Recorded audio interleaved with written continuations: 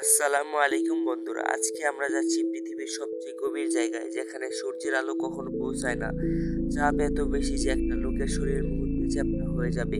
হ্যাঁ, আমি কথা বলছি মারিয়ানা ট্রেঞ্চের কথা, পৃথিবীর সবচেয়ে গভীর সমুদ্র খাত। চলুন আজকে এই অন্ধকার জগতের ভিতরে ঢুকে দেখি কি লুকিয়ে আছে।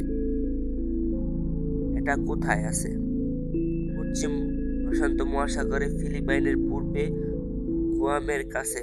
এটা একটা অর্ধচন্দ্রাকার খাত, লম্বায় প্রায় 2550 কিলোমিটার, কিন্তু চওড়া মাত্র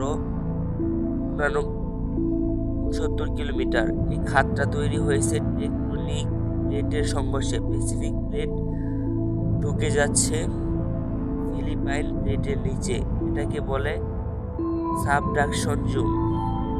কতটা গভীর? সবচেয়ে গভীর জায়গার নাম চ্যালেঞ্জার দ্বীপ, গভীরতা 10,984 মিটার থেকে 11,034 মিটার, বিভিন্ন মাপ অনুযায়ী। মানে এভারেস্ট পর্বতকে উল্টো করে এখানে রেখে দিলে তার চূড়া থেকে সমুদ্রপৃষ্ঠ পর্যন্ত আরও 2 কিলোমিটার জায়গা থাকবে।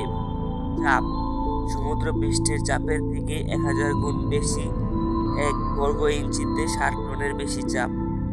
কে গিয়েছিল? 1960 সালে প্রথম মানুষ নামে জ্যাক পিকার্ড আর ডন ওয়ালস সাবমেরিন ট্রিয়েস্টে 9 ঘন্টা লেগেছিল নামতে। 2012 সালে জেমস ক্যামেরন টাইটানিক অবতার খ্যাত ডিরেক্টর একাই যান। 2019 সালে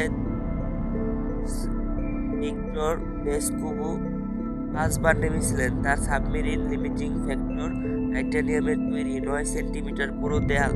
2024 সাল পর্যন্ত 27 জন মানুষ গিয়েছে এখানে। চাঁদে গিয়েছে 28 জন, মানে চাঁদের চেয়েও অনেক কম লোক গিয়েছে মারিয়ানা ট্রেঞ্চে।